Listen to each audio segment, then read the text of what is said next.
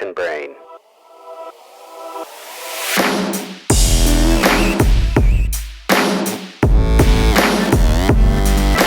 Kitchen Brain.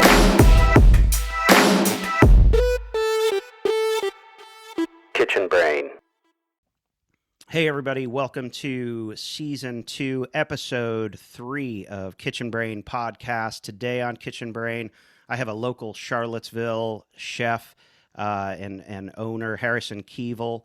Harrison Keevil is kind of a household name here in Charlottesville. Charlottesville native, UVA graduate, and entrepreneur for many years in the area. Former owner of Brookville and also Kevil and Kevil Grocery, and now the chef owner of Multiverse Kitchens, which is a pretty unique and incredible concept that I was excited about from the time I heard about it. And I've wanted to I've wanted to have Harrison on the show for quite a while now, and finally we're here and talking. So. Harrison, welcome to Kitchen Brain. Thanks for taking some time today. Of course. Thank you for having me. Yeah. So, there's a whole lot to talk about here. You're doing some pretty incredible and I think innovative, groundbreaking things with your new concept here. So I want to kind of set the stage here. You're a longtime restaurateur in Charlottesville. You didn't start as a chef. You kind of like me, you kind of started a little later, falling in love with food and all that kind of stuff. So give us a little bit of quick background for anybody who's not familiar. Well, I'm born and bred in Goochland County, where I kind of grew up working on horse farms, cattle farms, hay farms. Then I went up to Episcopal High School in Alexandria, and then that got me to UVA. Which was my dream school ever since I was a little kid. It was at UVA when I started to kind of dabble in the kitchen with working at some restaurants, being a dishwasher, kind of starting at the bottom, just looking at it. And then after graduation, thinking that I had to kind of go in the more traditional route, moved to London and became a research assistant for a member of parliament.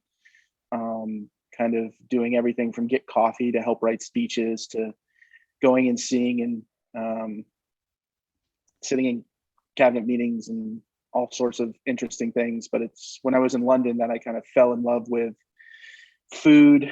I got to go to Marcus Waring, which was then Petrus in Knightsbridge, and they brought us back into the kitchen. It was the first time I ever got to see a professional kitchen. And it was that moment that I kind of realized that this is what I wanted to do. So just dove in full force.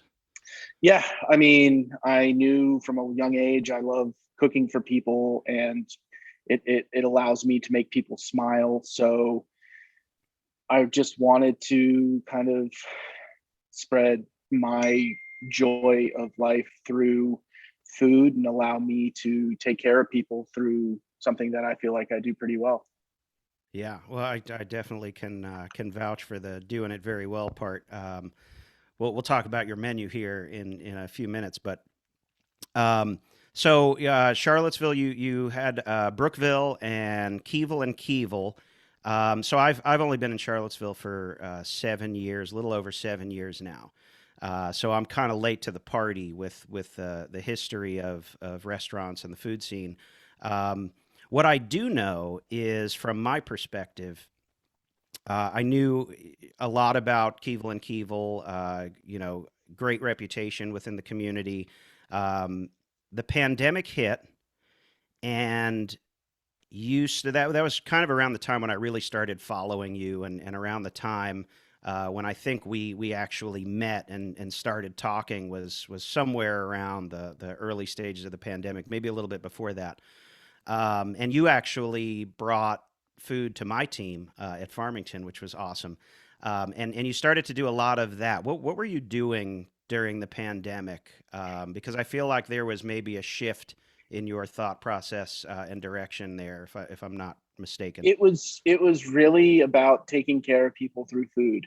and we provided free meals for um, those who needed one. We were kind of, I look at it as we were kind of a band-aid helping out because we were able to be open. And there's so many great organizations in Charlottesville that do feed the food insecure, that during that time we just felt that we were able to kind of pop in and do what we could to just help get through the worst of it. And we utilized local farms for all our ingredients, and kind of just shut down Kevil and Kevil. It became a production kitchen for delicious, nutritious meals for those who needed them, to kind of just help those amazing groups that are already in Charlottesville doing amazing things to help the community.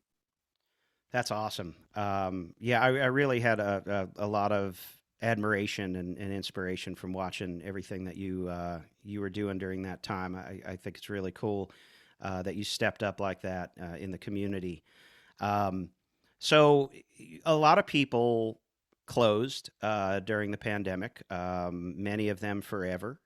A lot of people were scared away from the hospitality industry and the profession. A lot of people, just thought it was a good time to take a step in a different direction. You decided to open a new restaurant, which really kind of blows my mind. So what happened? What was going on in your head? I mean, what made you say, you know, it's time for something new, and I don't care what's going on around me. I know I can make this successful, and I'm gonna push for it. I think it was a bunch of different factors. It was the pandemic showing us what within our industry is broken, the fact that people aren't getting paid enough, the people that people feel that they're being abused, and it really brought a lot of it exposed a lot of things that needed to be fixed within our industry. So the first thing was I wanted to try and create something that was good for the people that worked for me, good for the people that we fed, and good for our business as well. Because as well as being good for the farmers, because we do still source majority of our food locally. So I wanted to create something that could benefit everyone and be just mutually beneficial.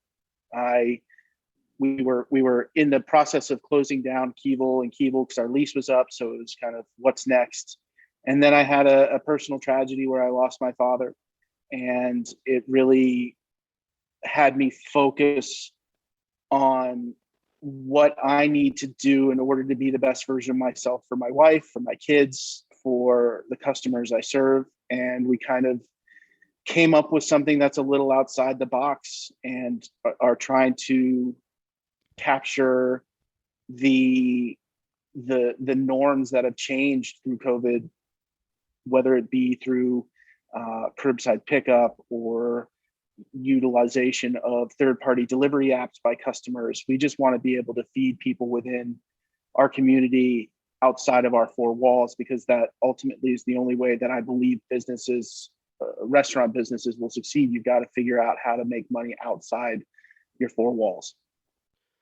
Yeah, I agree. I think it's fascinating, and I think you set an example for a lot of restaurateurs, in my opinion. Every time that I have spoken to you, and everything that you've just said about your motivation to push forward and start a new concept, uh, there's very little in there about the benefit to Harrison Keevil financially, or how you're going to survive through all of this. Yeah, I think it's important to highlight, and for people listening, especially if you're a restaurateur thinking about it, the driving force between a winning formula that Harrison has most often is having the public and the customer in mind,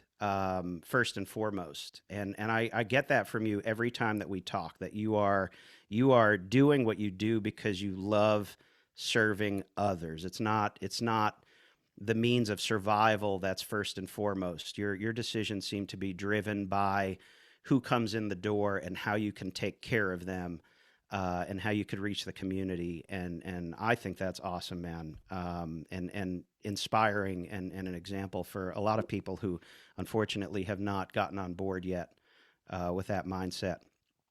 Yeah, Um, sorry to interject, but no, no, go ahead. it's yes, we are a business, and yes, we are looking to make money.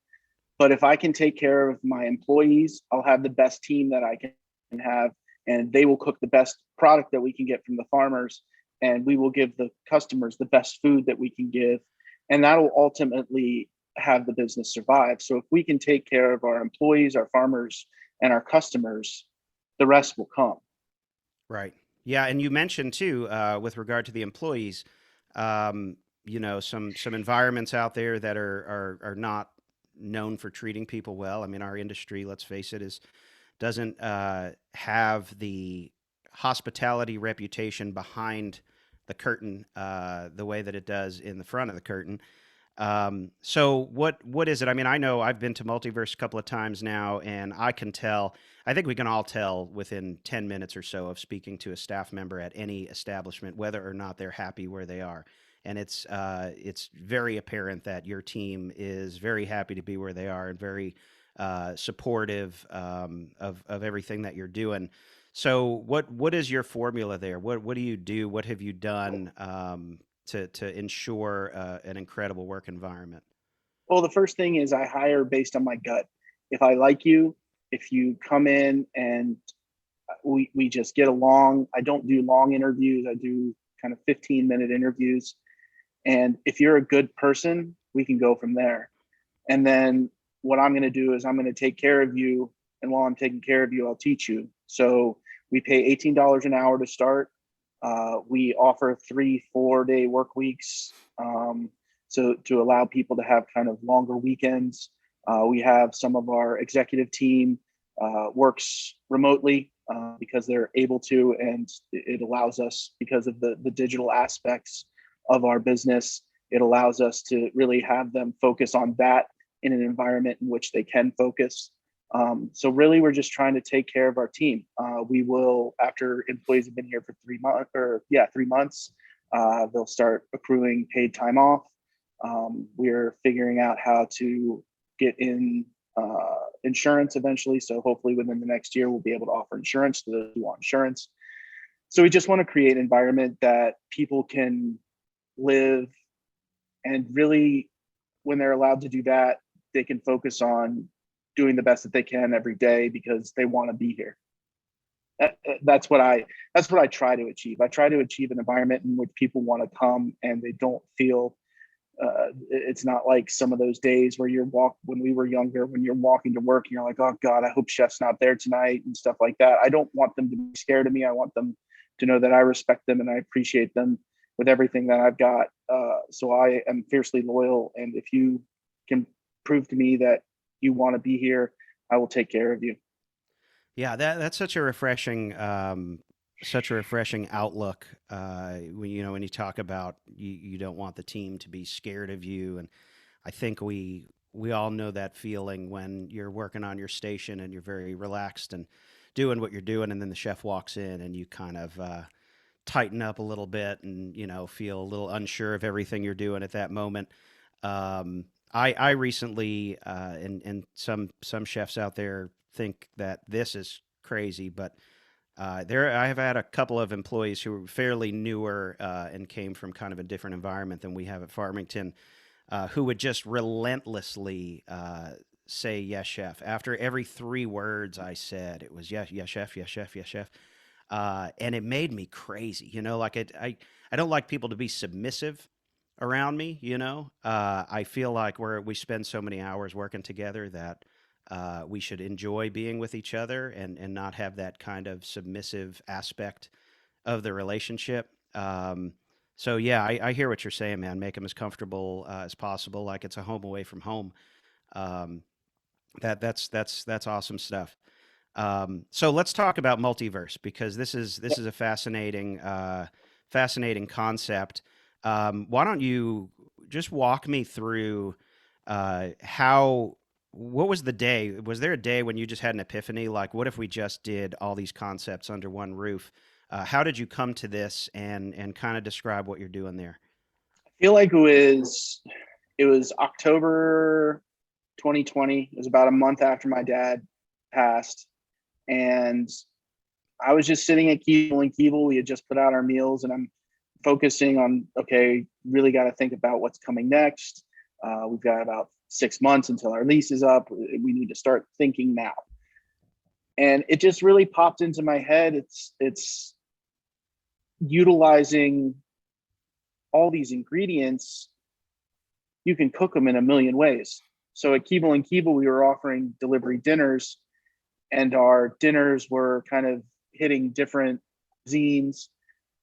And I just thought, well, one, this is kind of confusing. You have multiple different cuisines on one menu, but why couldn't we create an infinite number of options or concepts utilizing one ingredient base, utilizing one kitchen, one staff, and just produce multiple different concepts utilizing one ingredient base is really what it comes down to.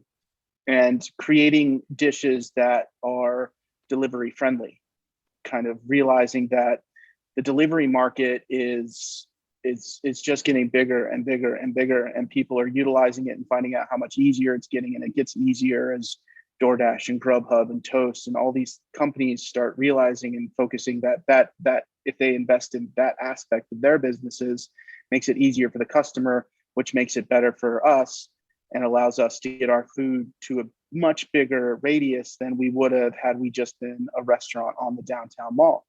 So that's kind of where it started.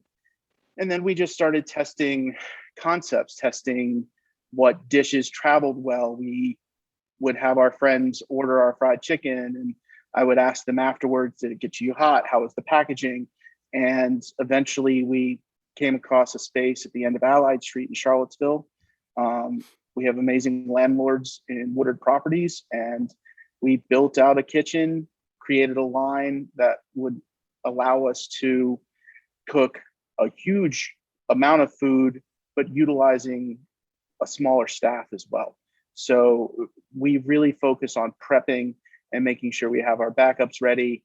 And if we do that, we can produce an infinite number of food with a very small staff, thus allowing us to offer more days off and allowing us to offer better wages, because we're able to essentially produce 8 restaurants worth of food off of one line. Yeah, so essentially, you've taken the concept of a physical food hall where there are separate counters or kiosks or whatever with different concepts in them, but you've combined it to all come out of one kitchen. So somebody can call and order delivery of the 6 concepts that you currently have and get them all delivered at the same time from the same place. Um, that's I'm on the right track there, right? Yeah, that is correct. We also have our individual concepts on DoorDash and Grubhub, and eventually we'll get them on Uber Eats. So in theory, we will have upwards of 30 storefronts or locations, whether it be physical or digital, where customers can find our food and it all comes off of one line and it all gets picked up in one location. Wow. And the biggest thing is we own all the concepts. All the concepts are ours. Sometimes with these kiosks or ghost kitchens, you have multiple owners of different concepts on one line. We actually own all the concepts. We've created all the logos, created all the brands, created all the menus, and we really it allows us to even create more brands that are 100% ghost brands that we can put on third-party apps that we're cooking here, and you might not necessarily be able to get them when you come into Multiverse at the kiosk. It's a digital only thing. So we really have an infinite possibility, hence the Multiverse name, of utilizing the same ingredients to cook it God knows how many ways.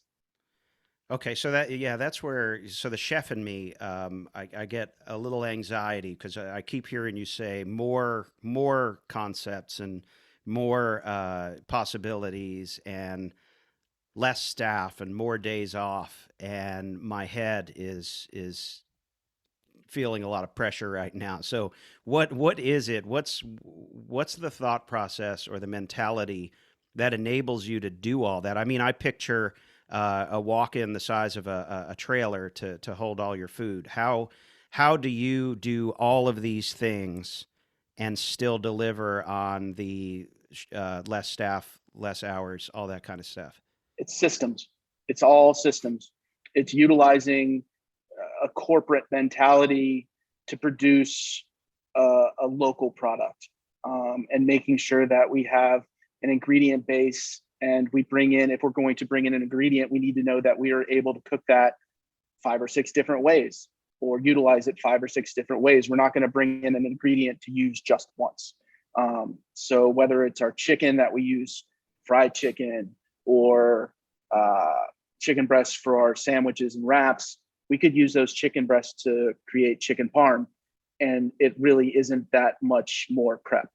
And it's taking the already sliced breasts and breading them, pre-breading them. So when that we have a pickup, it's a 10-minute pickup. It's just making sure that we have a line that's capable of cooking that much volume, which we do with our ovens and our grills and fryers and all of that stuff.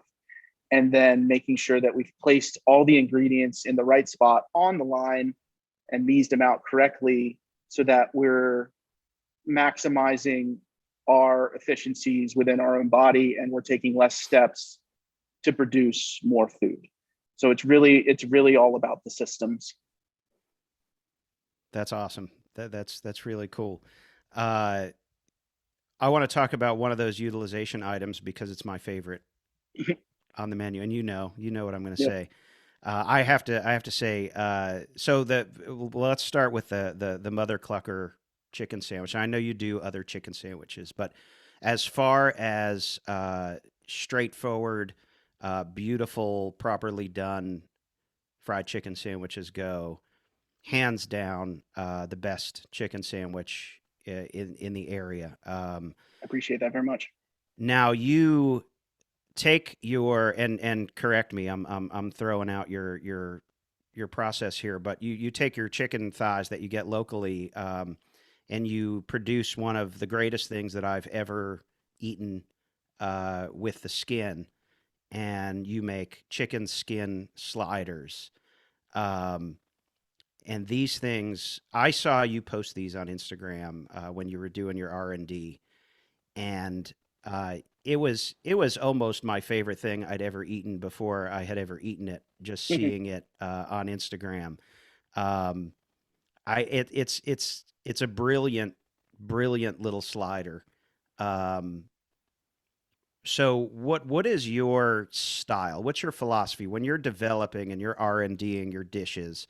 And typically, Kitchen Brain's not a food show, but what's your process, and what excites you? What kind of ideas excite you? How would you characterize that? I think it's how much can I take away from a dish to make it better, and utilizing as little as possible to create that dish. So that's one of the ways that we're able to produce a large variety of items, is that we're letting the ingredients shine because we're bringing in the best that we can, and we're just doing a little bit to it. So we bring in bone-in, skin-on chicken thighs from Shenandoah Valley Organics that we get through 4P Foods here in Charlottesville. We take the bones, we make stock, and we have one of our sub-brands, Commonwealth Broth Company, that's just sitting in the freezer. So one of our brands is just literally sitting in the freezer. We don't have to prep or do anything. They can just grab it and go. We take the then skinless thighs, and we bread them and fry them for our mother clucker, for our chicken and waffle. We utilize them for other sandwiches. And then we take the skins and we brine them, and we then toss them in our flour mix, and we fry them and serve them on a Martin's potato roll with pickle and Duke's mayonnaise. So it's really, what can I do to highlight a dish by putting the least amount of ingredients on that dish as possible? Yeah, and it doesn't need any more. It's dangerous. The chicken skin sliders are dangerous. And then so you have Brookville biscuit and brunch, firebox, foul mouth chicken, Kevil Tea Room, Long Strange Chip, which the cookies are crazy. These kind of blew my mind too because I wasn't expecting. Everybody who's from Charlottesville knows Kevil and Kevil's cookies, and I believe They started at Brookville actually. Oh, they And they're started at Brookville. Yeah, they started at Brookville, and they're my wife's recipe. Yeah, that's what I had heard. It's her brainchild. But these are enormous cookies, and I'll be honest with you. I when I first saw them, when they first came out of the oven, I was like, I don't know if that is the kind of cookie that I go for. And man, like mind blowing experience with these things. They're absolutely enormous, and definitely have to try them. They're always hot, right? They arrive to you hot. Yeah, we have it developed so they're baked to order, so they get to you if you order them for delivery. In theory, they should get to you like a hot box of Krispy Kremes, still warm, still soft in the center. But even if they're cold, the next day, we just have developed the dough in such a way that it's just delicious. It's got a perfect mixture of crispy and soft batch with a chocolate or filling to dough ratio that is pretty intense. Yeah, almost should be illegal. There's so much chocolate in this thing. It's absolutely incredible. Totally shifted my brain on what a great cookie should be. And then smashing salads is another one. I didn't put smashing salads last because I rather have fried chicken sliders and chocolate chip cookies. That's how it was on my list. Yeah. So all these concepts, all this craziness going on. It's really awesome stuff. Now, somewhat recently, a few weeks back, you put kind of a public service announcement on Instagram, and it was kind of focused at the issue of customers coming in and some people having issues with the prices. And this is not something that's far into, I think, any small business or small restaurateur. And you responded to that, I thought, very eloquently and professionally, and in a way that educated people on how things are, especially in the small business and local scene. Can you talk to me about that and kind of, because I think a lot of people have trouble with this messaging. I think a lot of people decide to just become unproductively defensive about this instead of taking the approach that you took, and kind of really trying to make it something that people can learn from and understand. Tell me about that and what triggered that. We were just getting inundated with anonymous messages or tweets or whatever. Just people being like, how could you charge that much for a pancake? How can you charge that much for a cookie? And I really just wanted to explain to people why we charge what we charge. And it really is, we're paying our staff as best we can. We don't ask for tips. So we're trying to do this without having to have any hidden fees for the customers. So what they see on the board when they come in is what they're going to pay. We are bringing in the best ingredients that we can. We're working with local farmers.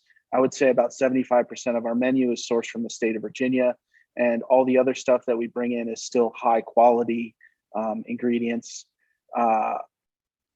We have pretty big portion sizes.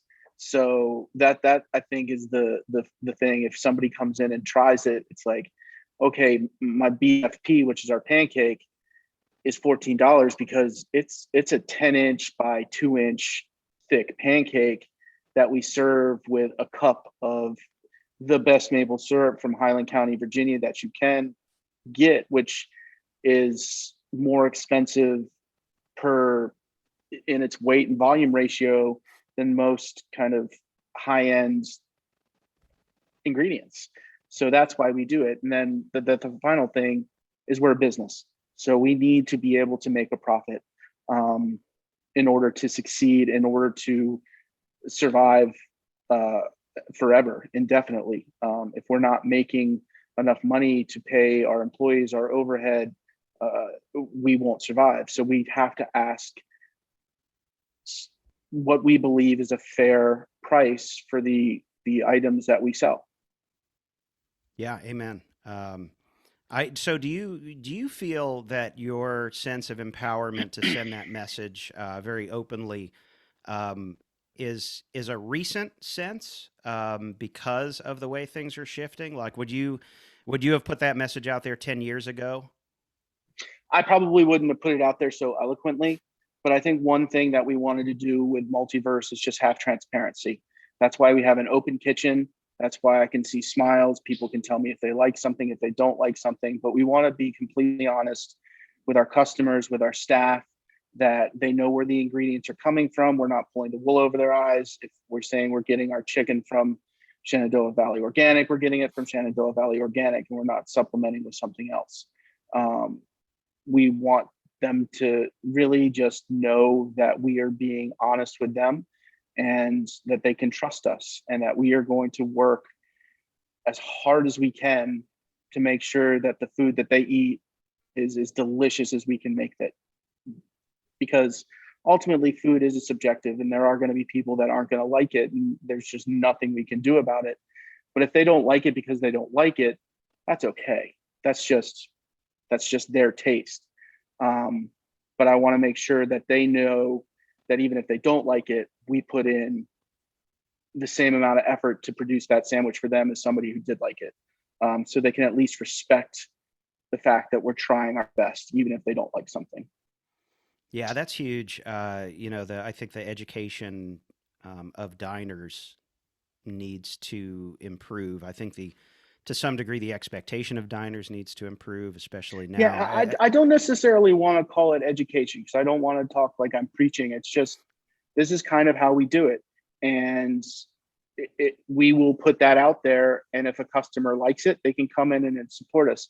If they don't like it, that's totally okay. We aren't going to be for everyone. And that is something that I've learned through many, many years in this industry, that there are just going to be people that aren't going to dig it, and that's okay. But I want them to know that we are working our butts off, and they can at least respect us for doing what we're doing, even if they, yeah. Yeah, absolutely. Absolutely. So with, now, coming off the heels of the pandemic, I mean, we're still kind of in it, but I think things have simmered down a little bit to allow us to be able to do some of the things we did. We were left with a wake of new issues, staffing issues, and now supply chain challenges. What's your perspective on that? I see people asking questions like, should businesses go back to being closed? 2 days a week, restaurant businesses. What do you think it is? Do you think this is something that should go back to the way it was for our benefit, or maybe this is a good thing that we need to look at and potentially change moving forward? I honestly think that just people need to be willing to adapt, whether it's the chef, whether it's the customer. If you can't get a certain ingredient in that week, you just got to be honest and say, hey guys, couldn't get this in, got to take it off the menu. We'll get it back as soon as we can. Even if it's like your most popular dish, you just got to be honest with the customer. If you can't get a certain packaging in, you just got to find the next best thing, and you got to get through. You got to make do. If you love this industry, you're going to do whatever you can to feed your customers, because that's ultimately what we do, is why we do what we do, is to make people happy through our cooking. So if we can't get a packaging, we're going to find the next best thing so that we don't lose quality as it travels. We're going to find the next best ingredient that we can to maybe supplement and put something else awesome on the menu. And then I'm just never going to complain, because I love this industry so much that I'll never ask my staff to work more than they have to. But I'll come in like I do at 4:30 in the morning, and I'll work till 9 o'clock, because I really, really love doing it. And I'm not going to complain a day. Yes, I'll get tired. Yes, I'll get grumpy. And yes, my wife will hear me complain maybe about being tired. but I'm still going to get up the next day because I have a job to do. And my job is to put smiles on people's faces and fill their stomachs so they can get through the day. They can get through lunch. They can go and see their kid play soccer and then know that they can pick up a meal on the way home and not have to spend 30 minutes cooking a meal, and they can just sit down and eat and talk about the day with their kids and their family. So really, it's just, for me, I'm just going to put my head down and I'm going to do what I do, and I'm going to get through this no matter what happens. And I'm going to have a team around me that will help me when I need them. And I have to also not be afraid to ask for help when I need it. Yeah, good for you, man. Season 2 of Kitchen Brain, I explained in episode 1, has a pretty strong presence of mental health talk, because I feel like that's something that we all need a little bit more of these days. So, with your determination, we are service professionals. We serve others at all costs. We make sure that we can provide the experience that we said that we were going to provide. We're dedicated to that. Through all of your years of serving others, providing great experiences for people, building these concepts. How has your journey been with regard to mental health? How was it? How has it changed? Who takes care of Harrison Keevil? I mean, first and foremost, I have my wife. Knowing that I have Jennifer at home, taking care of our girls, organizing life there so I can know that I have food when I get home. That's the biggest thing. First and foremost, it's Jennifer. I know that I have someone at home that's got my back, who'll be there every time I come home, who will listen to me bitch, who will listen to me cheer, will put me in my place when I need to be put in place. So that's first and foremost, it's Jennifer. And then I need to take care of myself as well. So I started seeing therapists. And when Jennifer and I had some issues in our relationship, we decided to work on it, go see a therapist. And luckily that helped me for when my father passed away. I could go back to that therapist and just find a way to be honest, to get the things off my chest that I needed to get off my chest. And knowing that there's no, there's no negatives to going and seeing a therapist if you need to talk to someone. Finding someone, and it may take a little while to find the right person that you trust and Right. that understands your personality and is quirky. We found this great doctor who's super quirky and outside the box thinker, and it worked for us. And it worked for me when I needed it personally. And just understanding that every day, if you're sad, you can be sad and feel being sad. If you're happy, feel being happy, feel your emotions. And if you need help, ask, because I guarantee you there is someone out there who will listen to you and who will help you. If not, just be a shoulder to cry on. If you need a shoulder to cry on, if you need anything, there's always going to be something. That's why I try and let people know that if they're ever hurting, they can come to me and I will be a completely 100% judgment-free zone. And if they just want to talk, I'll listen. If they want me to say something, I'll say something. But it's really just a matter of knowing that at home I have my support to allow me to do what I have to do at work. And then if I need help, going and finding that elsewhere, whether it be through therapy, whether it be through talking with friends, my mother, my brother, you just talk. Absolutely. Have you always been like that? I mean, have you always allowed yourself to become vulnerable and open and talk about No, your challenges? I don't think so. I think losing my father definitely is the turning point in which I want to get the word out there that if you need help, you need help. And I know the consequences of people that don't. I know what happens when people don't seek out help, and it scares me. So I don't want anyone to ever feel the way that I felt. So I want to do whatever's in my power to just be there for someone who might need to talk. Yeah, I totally hear that. I much the same for me. I mean, I think too, like when you're younger, you're just kind of invincible, and couple that with the programming and narrative that comes along with working in professional kitchens, and you're not really allowed to be tired. You're not really allowed to, feel depressed or have any Life issues. always also gets heavier as the older you get. The Sure. older you get, the more responsibility you have, and the more overwhelming it can become. And if you don't ask for help or take a second to breathe or go work out or whatever it is you need to do for you, it can snowball really quickly. Yeah, no, I hear you. I definitely have personal experience with that, and know how that could happen. Last couple of years for me have been very eye opening, and I think I finally know now what self awareness is.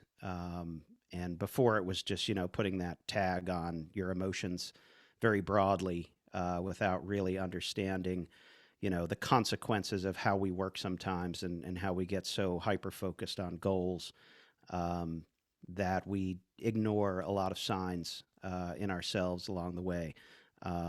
So I hear what you're saying. Um, with regard to the decrease in interest in our profession that we're seeing, because that's what I think it is. I think a lot of people left.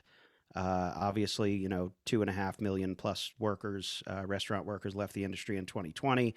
We're not seeing an uptick. I think we're you know dispelling any thoughts or theories that unemployment, or some of these things that people are throwing out there, might not be the primary driver to people not returning to the industry. Um, what do you think needs to happen, and what do you think, on a local level and a global level, to kind of revive interest in our profession, um, to ensure that we have applicants coming in the door in the future? Honestly, all of our employees, short of one, has come from another industry. So I think what it comes down to is first and foremost offering a salary and offering your employees to have a living wage, and creating and hiring the right people, good people who will take care of people, have that kind of service oriented mentality in them, and teach them. Because I think yes, there are a lot of industry vets who left, but it's because they were burnt out in the industry. But I think there are a lot of people in other industries that are burnt out on their industries that are looking at ours being like, man, if they paid a little more, I might be willing to go try. I might be willing to go test the waters with that. And that's kind of what we've found. We've gotten, yeah, one of my guys came from a hospital. I've had other sorts service oriented fields, but not the restaurant industry. So it's, I think, allowing people to know that they can work in an environment that will be fun, will be respectful, and will take care of them. And you're going to find the people. And you also just got to realize it might take a little while. So hire the right people. Don't just bring in bodies. Hire the right people, pay them well, and they'll be with you forever. Yeah, I agree. I agree with all that. It seems to be that the environment and what you have to offer, is always going to be the draw. Um, and I think I'm with you there. I know it's going to get better. I'm also perpetually optimistic about things. I am So too. I'm an eternal optimist. I, I yeah, I can look at a problem, and in the grand scheme of things, I'm healthy, my kids are healthy, my wife's healthy. In the big picture, the world is okay. I just got to get through this little spot, figure out how to do it, and we'll get through it. absolutely. So two pieces of advice that I'm going to ask you to provide. One, um, if you were able to send a public service announcement to, either younger people who are on the fence about entering this profession because of what they've seen and heard, or like you said, people who are in another industry looking at us, thinking they might be interested. What kind of a message would you want to send those people who think that maybe it's a bad idea to come over here? I mean, I love this industry with every ounce of my being. It really breaks my heart when you hear these older chefs when they're like, what advice would you give to the younger chefs? It would be, don't get into this industry. I want to flip that on its head. I want to be like, get into this industry. Yes. It's freaking awesome. You Yep. get to play with fire, you get to play with knives, you get to put smiles on people's faces. You're finally making a living wage, and the hours are getting better. The job itself is getting better, and I think COVID helped us progress the cooking environment 10 years for the better. And it's just going to take a little while for people to get in there, because there are going to be restaurants that are going to pop up with great, amazing people that you should go work for. You should go work for Angelo at Ivy, and you should go work for Christian over at Maya. You're going to learn things from these amazing men and these amazing female chefs all over the world. So if you look, you will find the right place for you. You'll find that environment in which works for your brain, works for your body, works for your soul, and it's just going to be fun. Yeah, that should be a commercial for every culinary school and our industry. Just I'm with you, and I think that level of excitement is what we need to put out there more. I don't think there's enough marketing for that. Um, Cooking I is think that's fun. It's it is fun. fun. When you're It is sitting fun. there cooking with your kids on a Sunday afternoon, making pancakes, that's freaking fun. You can have that same environment and that same feeling in a professional kitchen now. You don't have to be scared. Right. And your excitement, our excitement as chefs, the playfulness that we have when we come up with concepts and I mean, you're a chef and I'm a chef, and you created these chicken skin sliders. And I came in and I sat down in a stool and I took a bite of this thing and I felt your excitement. I felt your playfulness in that sandwich. I got, excited about what it was that was in front of me, and that, that always comes through. We have a tremendous, you know, amount of privilege, I think, in being able to provide such a pleasurable experience in people through food. And man, I never take that for granted, and Mm-mm. that's what keeps me going. Oh yeah. Um, so one more piece of advice here that I would ask for, because you mentioned the older chefs and their viewpoint on things sometimes. Um, and then there are some, longtime chefs, or maybe even, mid-range, tenured chefs that are ready to throw in the towel. I speak to a lot of chefs all the time, and I have coaching clients that are at the edge. And one of the messages that I recently tried to put out there was, don't confuse your profession with your job. Your profession is what you fell in love with. Your profession is what you love unconditionally. Your job might not be providing what you need to thrive in your profession and have that passion, but don't skip out on the profession just because of the job. So what kind of message would you send to the chefs that are saying don't go in the industry, it's not the same, the generation coming up is not the same? I mean, what would your message be there? Get the hell out of the kitchen. You don't deserve to be there if you're not going to treat the next generations with respect. Like, just get out, leave. The industry will be better because you're not in it. If I'm going to be completely blunt. I love it. I love it. I think you're right. I think we need to be completely blunt, and there's nothing but truth there. And that's it. Those are the individuals I think that need to make a hard decision and maybe move on. But I ask questions like, Have you ever felt lost in your profession? Have you ever felt a little bit confused about your direction? And I actually got into it in DMs with some guy who was like, if you feel a little lost in your profession, then you need to go. And it's like, I No, don't know. you can feel lost. But if you're one of those chefs that are making those next generation feel lost, you're the problem.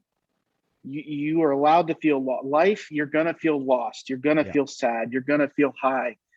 But if you find an environment in which allows you to feel all those emotions when you need to feel them, that's the place where you're going to find the most joy working. Yeah. Amen. Well, cool, man. So Harrison Keevil, Multiverse Kitchens. If you are in or around the Charlottesville area, it's in McIntyre Plaza. Check them out. You got to go, whether you go in person or you get their delivery or takeout. However you want to do it. If you do not live in the Charlottesville area or surrounding area, you should make a trip from wherever you are to try his food, because it's that good. And he's an inspiring guy, inspiring food. He's got a model that is a winning formula that I think everybody needs to see and experience. You can check out the website multiversekitchens.com. You can follow on Instagram at Multiverse Kitchens. Any other things you want to throw out there as far as If you are in different cities, give us time. We're coming to you. Oh, there you go. Yeah, so you might not have to make the trip right away. It sounds like there's some big things coming, and you can see over Harrison's shoulder there is some merchandise. I don't have all of them yet. I've started with one, and I'm gonna work my way through the collection there. But each one has all the brands and really cool logos. So you can get those online as well. Is that right? Yeah, you can get those online. We're working on figuring out how to be able to ship all that stuff and hopefully have that up and running soon. Awesome. Well, cool, Chef. Thank you so much for hanging out with us on Kitchen Brain today. It's been a real pleasure learning more about how you came up with this concept and your perspective on things. Really do appreciate it. Best of luck to you and your team.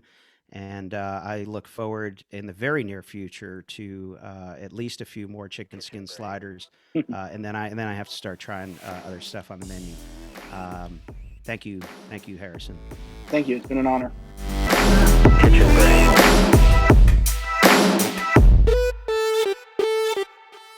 Kitchen Brain.